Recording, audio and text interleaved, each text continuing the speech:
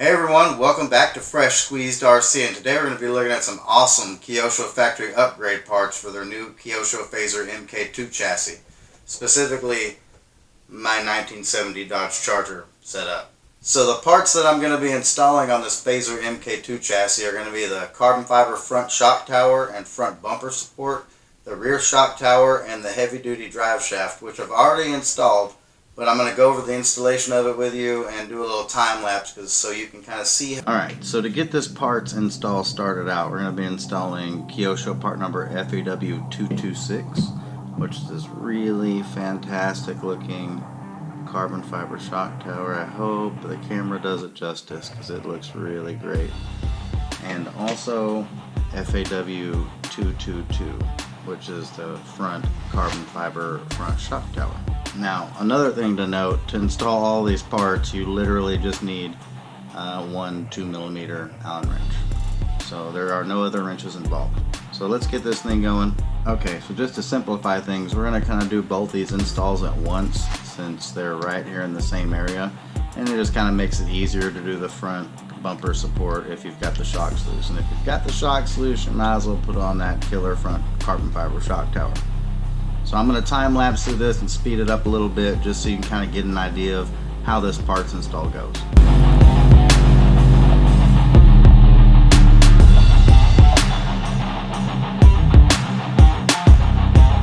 So now with the front shocks removed, that gives us access to the two mounting screws for the front shock tower. So another important thing to note with these kits is they give you all the necessary hardware you might need to install this, so pay attention and make sure you're using the right hardware. Just a little note.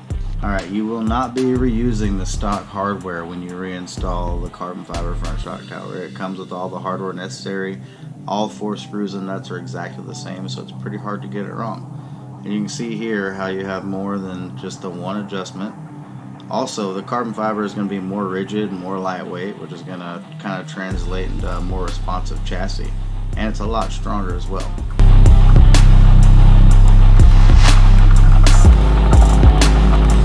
Alright, so now you can see we got that sweet carbon fiber shock tower installed. But before I put the shocks back on, I'm going to go ahead and do the install on the carbon fiber front bumper support, since we're already right here, and it makes it a little easier to get to if the shocks are out of the way.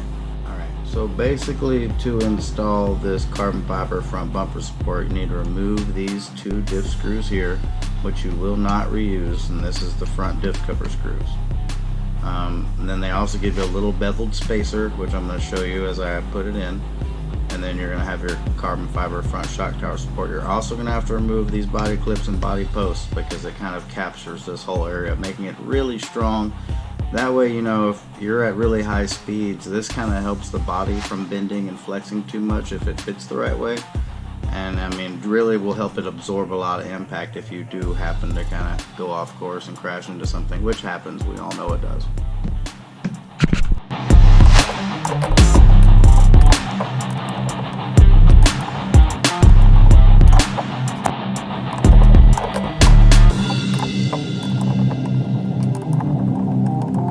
It's at this point where this little spacer I was telling you about is going to come in handy. I hope you can see that.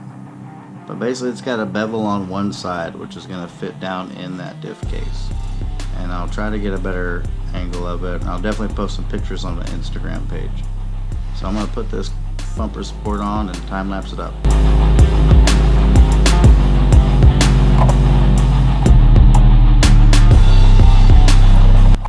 So as you can see, the front bumper support is installed, and it's just these 4 screws here.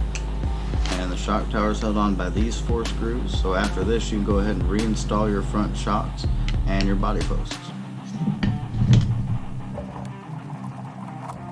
Alright, so now you can kind of see the finished product, what we're dealing with on the front here. And I gotta say, it looks pretty good, but I'm definitely a fan of carbon fiber, and it definitely stiffened up this front bumper area a lot.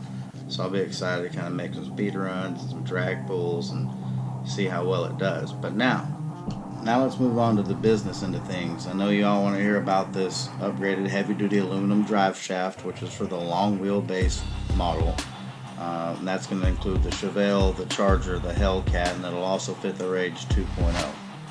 And then also we're going to talk about the FAW 223, which is the carbon fiber rear shock tower. And we're going to go ahead and install this. I'm going to walk you through the installation process of the center shaft, just so you know. Alright, so to get in here to this drive shaft, if you want to pull the stock one out, you're looking at 1, 2, 3, 4, 5, 6, 7, 8 screws. Also, I recommend you just go ahead and taking the shock screws off, just because it makes it keep you from fighting the rear diff housing and stuff. What you're going to be doing anyway when you upgrade to a high power brushless system, because you know the factory shaft, which is plastic, it does have some run out in it at really high RPMs, and it's just not going to last with a high power brushless system. So I've been running this one for a couple of months now, and it's been absolutely flawless. It works great, and this car is really fast, and it's only going to get faster. So let's get this install going.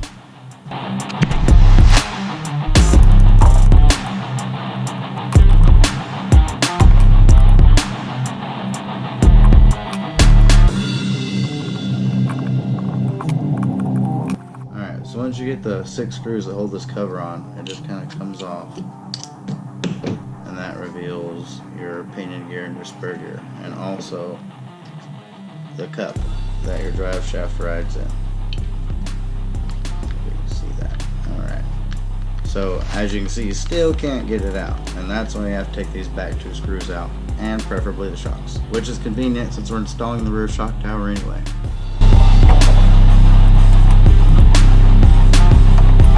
Alright, so now at this point we're going to go ahead and remove both the shock screws up top, the body mount screws. Alright, so with that awesome carbon fiber rear shock tower in place, normally you would go ahead and reconnect your shocks and put your rear body mount on, but I'm going to go ahead and move to the center drive shaft installation before I button all this up, and then we'll get a look at the finished product. And don't mind those giant wide tires, pretend like you didn't see them.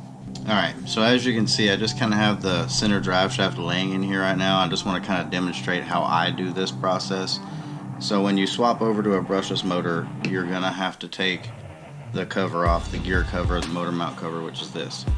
So once you do that, you need to take all your diff housing screws off, and then you can kind of lift the diff housing up a little bit, and that'll allow you to get enough room to stick your drive shaft in. And then just kind of make sure everything's in place like it should be, all your bearings are lined up, and then slide it all back together, and it's as easy as that. Now, the reason this center drive shaft is so important is because this is what you need to run big power, if nothing else. This center drive shaft won't flex as much, and I've run these things at really high speeds with really good success, and it's a super affordable upgrade, so make sure you check that out, and they're going to be available really soon along with all of these other upgrades. So let's get this thing put back together and take one last look at it.